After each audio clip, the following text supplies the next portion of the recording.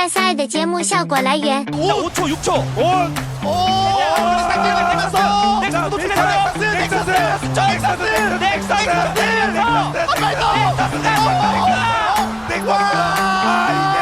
The GA! He doesn't have it, there's no way! The flash! And no! 实际上 MSI 的节目效果来源。搞笑的我已经一去不复返了，想呈现一个最认真、最严肃的状态。我觉得这图片是精修的，疯了。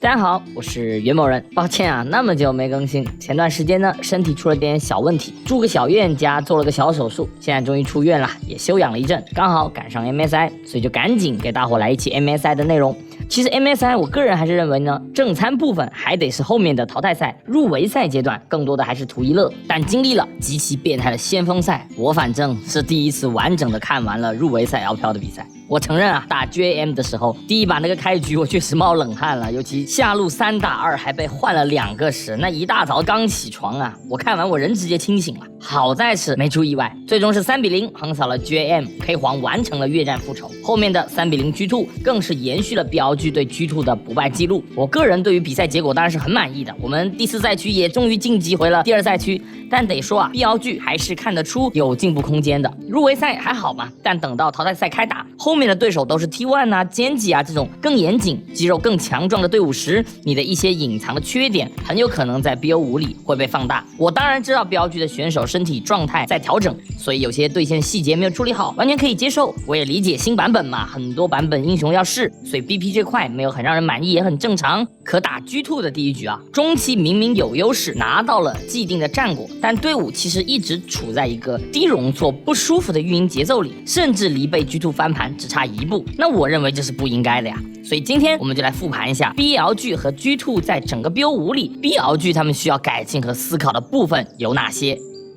第一局是我觉得 BLG 最需要内部复盘的一局，倒不是说最后被 G2 差点拆家了，而是他们在15分钟没破任何防御塔就拿到2000多经济领先的情况下，居然在中期被 G2 僵持住了。这对于 BLG 选的阵容来讲，其实是不能接受的。我们只看阵容 ，G2 这边最大的优势点位就是 EZ，BLG 这个阵容啊是基本没可能处理掉 EZ 的，除非 Hans 他妈真的蠢到E都交不出来，什么生吃老牛2连再进化解击飞的那种，否则他就是一个不好死的点。所以 BLG 他是一定得把节奏拉得更快一些的。那我们把时间直接拉到15分钟，峡谷刷新，BLG他们开始想要把个人优势转化为团队优势，所以对位大优势的兰博直接放了一波下路线，提前来打峡谷的这波资源团。那 G2 选择我不接峡谷团，去和 BLG 交换小龙和防御塔。这波整体决策看啊 ，BLG 好像什么也没亏嘛，医学塔的先机也拿到了，峡谷后续还能撞中，但实际上从这波交换运营开始，后面就有点不对了，因为交换啊并不是 BLG 擅长且希望的运营节奏。 BLG 现在其实是处于绝对优势的，这个时间段看左边阵容打团，我真不知道怎么输。 G2 伤害根本不够，再加上 BLG 这个队名，他们肯定希望 G2 他来打架呀，龙换峡谷，上塔换下塔，对于优势的 BLG 来讲啊，能接受，但没有那么舒服。但这时呢 BLG 也会面临一个压力，那就是潘森的支援会让 BLG 的2条单人线啊极度受限。就假设冰这波选择吃下路线，先不去正面，那么 G2 很有可能就直接找机会把兰博给越了。同理，安妮他其实也刮不了边。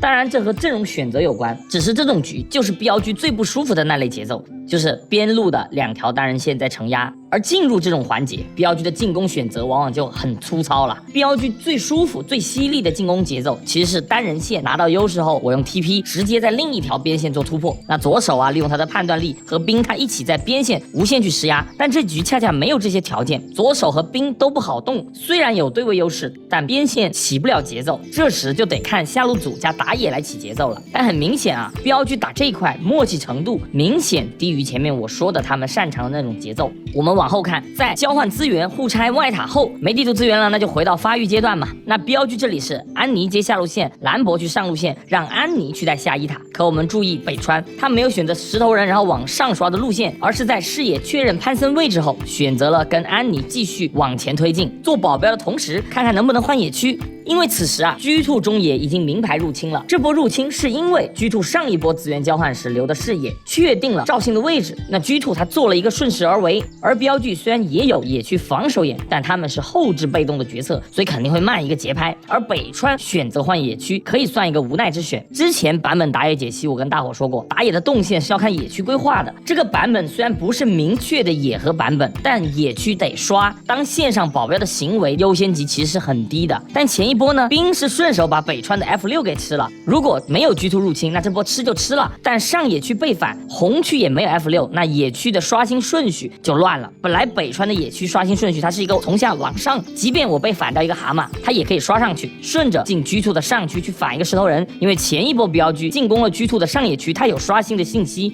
同时也能配合兰博顺势把线推到2塔，那整个进攻节奏就会流畅很多。可现在问题是下野区你只剩2组野，如果北川不去换野区，他往上刷就只能吃组石头人，然后就没有事情做了。所以打野的第一反应就是很自然的去换野区，保证自己的发育节奏不要乱。别忘了，标剧本来是大优势，这波被进攻野区，就是因为资源置换彼此换了野区，才导致了下野区他视野被入。现在的结果就是兰博他不敢吃线了，本来阵容就没办法打自己最擅长的单人线起节奏，你不可能安妮 TP 去边线和兰博去抓一个有败魔的奥恩，或者说去抓一个能大招跑路的阿罗拉嘛。那双方开始连续的置换半区，标剧就是不舒服且不能接受的。标剧这种队伍在看到潘森入侵后，符合他们风格的决策应该是主动call北川来上面去打架，犯我野区者虽远必诛才对。就都有大招，安妮也有 TP， 然后G2 红区也有绕后 TP 眼，这种情况下不可能放着兰博不吃线，然后和你G2 继续打交换运营的。就我的观点是这样的，每个队伍擅长的运营风格是不同的，标剧现在要做的是把所有阵容的体系都搭进符合他们打法风格的运营逻辑里，一切其实都是从峡谷换小龙开始，节奏才不对的。当然怎么去优化，一期视频也讲不清楚，但我认为现在标剧把小龙的优先级确实放得不太够，而感到不舒服的标剧后续你就明显感觉到有点乱了。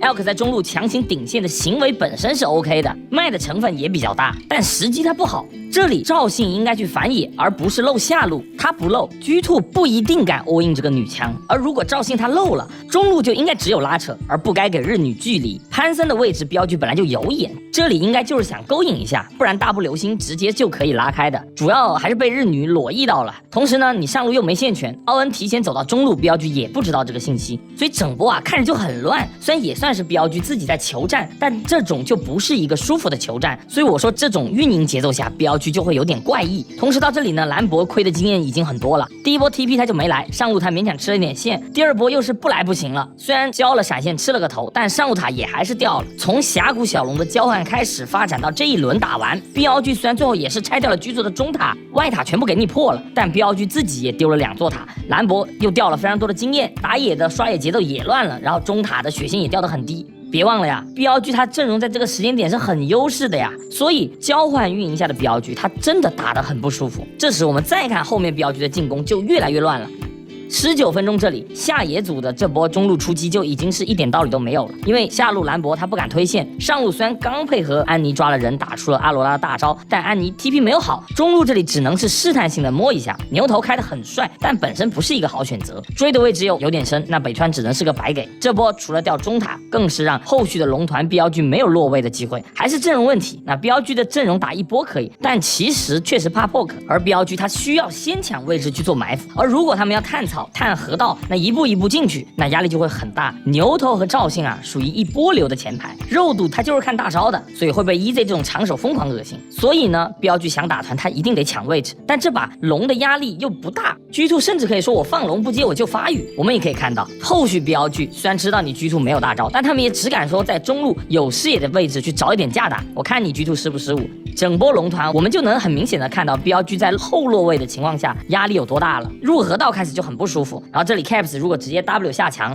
我感觉标剧甚至连逼出他大招的机会都没有。就G2这个队现在也是很多问题在身上的，后续也是很经典啊，资源刷新在下，但G2重兵在上半区不懂要干嘛，虽然阴出了安妮的闪现，但被标剧直接抢了个先落位，反而把厄塔汉给拿了。那这种攻防转换反而就是标剧他们擅长的了，就奥恩大招一给，然后你的位置全部明牌，那我马上就转资源逼你。这种逼团施压，标剧的运营做得很好很果断，但这种逼团它需要有前提条件，那就是G2自己有运营失误。你但凡换一个强点的队伍，中路有限的情况下，是不可能厄塔汉给你打到这个程度才姗姗来迟的。当然，即便G2他给了厄塔汉，随着奥恩等级越来越高，局势已经转向G2很多了。你再和平发育个5分钟，基本BLG的阵容就很难发挥了。但BLG的猛攻总算是给G2打出犯病了。就 EZ 这个英雄啊，不管怎么样，他是不能吃牛头击飞的，更不能击飞起来的位置能被女枪大招扫到。这波中路BLG能开起团来，也得益于G2处理的太变态了。首先 Caps 上路这波线应该在推的，潘森已经在做保镖了，看着也去入口了。然后河道G2也有视野，这里 Caps 居然没有继续推，而是把线放在中间，直接必回城。这种没给上兵线压力其实是不对的。在BLG清河道的时间，他应该把这波就吃完了。而 Caps 呢，他属于没有做好，可日女就属于纯粹变态了，那处理的太没有经验了。他本身就知道BLG的大部队在上河道，眼刚被排嘛，但他就是觉得自己不会死，他就要开始扫描，去先看后面，然后就被欧恩很精彩的卡视野开了起来。只能说 BLG 这个队伍啊，他们的打法风格点菜确实是能一直点出失误的，但即便BLG这里算是很好的把架打了起来，后续的团战操作难度还是比较大的。G2的团战判断一开始也是不错的，日女呢临死前大招直接控住了没闪的安妮，这样安妮只是稍微打了波伤害就倒了。后续的残局，阿罗拉和 EZ 啊，只要慢慢拉扯，BLG会很难受。但 Caps 和汉斯他妈用生命诠释了高歌的含金量。说实话，阿罗拉被 Q 闪我能理解，但 EZ 有闪的情况下，能给到背牛头 Q 闪加赵信一脸的这么一个身位，就真是不应该了。不过这就是 BLG 了，欧恩和北川呢同时回头，那就是很完美的团战判断。这种肌肉部分确实是 BLG 很擅长。EZ 死后呢，后续自然是随便收割了。说实话，我们不算结尾，其实 BLG 能够占据场面优势，很大还是因为 G2 失误，加上选手有 Super Play 级别的发挥，确实一直在进攻施压，那逼的 G2 在犯病。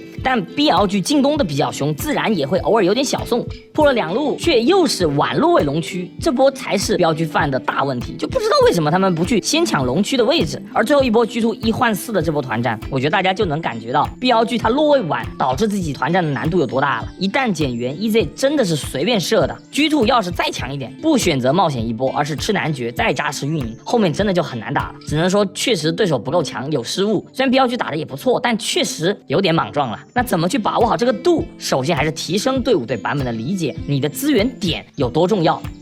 除了第1把外，第3把的BLG也有类似的情况，就是阵容上冰和 Knight 都拿的是没法主动的英雄，所以和第1局一样， BLG 还是在中期运营上有点乱。但这局 BLG 没有去和 G2 做资源交换，而是正面交锋，加上 G2 的运营更加差劲，所以打着打着 BLG 直接就把 G2 滚爆了。其实在我的理解里面啊，边线没有主动权的局，拿龙速度就是核心，而这把 BLG 是完全有机会速龙的，但他们没有选。开局北川是从下往上刷的路线，然后2轮全刷完后，在6分钟的时候野区清空了，北川这时就完全有机会去控第1条小龙。此时下路也有线权嘛，但北川呢选择了去上半区的河道去控这个河道线。这把如果上路不是鳄鱼是杰斯，那这个动线我觉得是 OK 的。可冰这把是鳄鱼啊，线的位置也不差，不怎么担心会被越，那这样的野区动线就比较奇怪了。所以我们能够看到下路组推完线后往河道跑又回头的这么一个尴尬，这不是北川的个人问题，而是队伍对于小龙的重视程度没有那么高。但其实 BLG 这个阵容，我认为能拿龙还是尽量拿了比较好。虽然北川这波确实他也蹲到了G2的动向，但没有打出一个成果，而后续的越塔机会也更多的是G2自己没有处理好，给了机会，只能说这很BLG吧，有点乱拳打死兔师傅了。说实话 G2 辅助啊，不去中路帮解线，而是去河道逛街，其实也蛮变态的。后续卡牌更是没有状态，还要亏线开大去抓下，就感觉G2他在局势的判断上有点太差了，这不可能配合塞纳去抓一个有进化的卡莎吧。卡牌呢，如果是辅助帮解线，然后他补给出来，我抓下加顺势转线，那整个运营的节奏会舒服很多。所以两边运营的其实都比较粗糙，所以场面就感觉很混乱。同时龙BLG也是很晚才开始控的，那从阵容角度，中期卡牌开始带线就会很麻烦了。而奥拉夫这个点呢，团战他的发挥空间也不算小，所以局势其实对 BLG 来说并没有那么乐观。但 G2 自己又主动提速送了，上路打得不那么舒服的奥拉夫，他主动提 PG 下路，为了拿这个医学塔，这个决策其实巨蠢。因为大家要明白，这个版本我跟大伙也聊很多次了嘛，装备的数值其实没有那么高，等级经验是非常重要的。塔皮现在的经济没有很多了，医学塔的额外经济也早没了，所以虽然可能在先机方面 G2 他拿到了防御塔的领先，但经验亏太多了。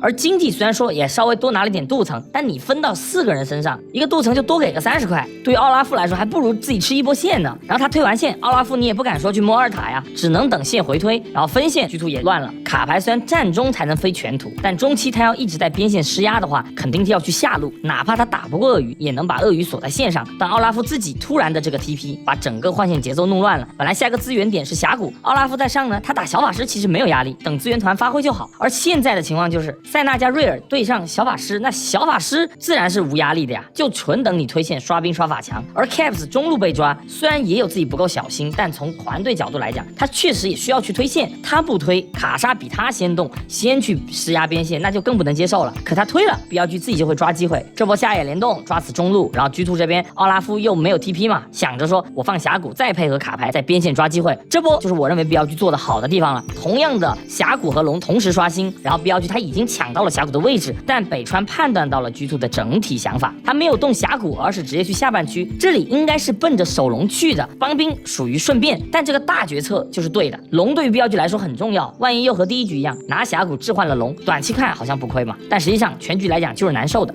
这里G2中上主动出击，就属于把自己送上门了。经典主动送节奏，如果北川他不打算来控这条龙，那么鳄鱼肯定要缩的，因为他是打交换嘛。但鳄鱼不缩，反而让G2觉得兵在送，可以抓。卡牌和发育不良的奥拉夫抓一个有闪有大的鳄鱼，其实属于骗自己。不过G2应该也没有想到 BLG 抢到了上河道的情况下不吃峡谷，而是转来下控龙，所以北川的出现就直接粉碎了G2的这波进攻。只能说这才是符合BLG风格的运营啊！能不交换尽量就别做交换，交换这种求稳的决策它适合有些队伍，但肯定不适合BLG，因为无论他们喜欢做的 BP 方向还是他们平时的打法习惯，交换虽然你短期看上去也没问题，但从整局的角度往往BLG最后都是会亏的。那主动找对抗才是BLG的底色所在，所以找对抗的运营才是BLG能够发挥他们擅长和实力的运营风格。就6-0挺进淘汰赛，我对于BLG这个成绩当然是满意的，但毕竟入围赛的强度确实差点味道，这也是我担心BLG的点。不过考虑到他们本身身体状态也有点波动，所以临场的一些表现 BP 的一些瑕疵我都觉得还是能理解的。每个新版本包括新赛事，我觉得先不追求完美，关键还是先你玩一些不那么适合队伍上线的阵容时，你怎么去通过更好的联动和对版本的理解去保一个下限的发挥，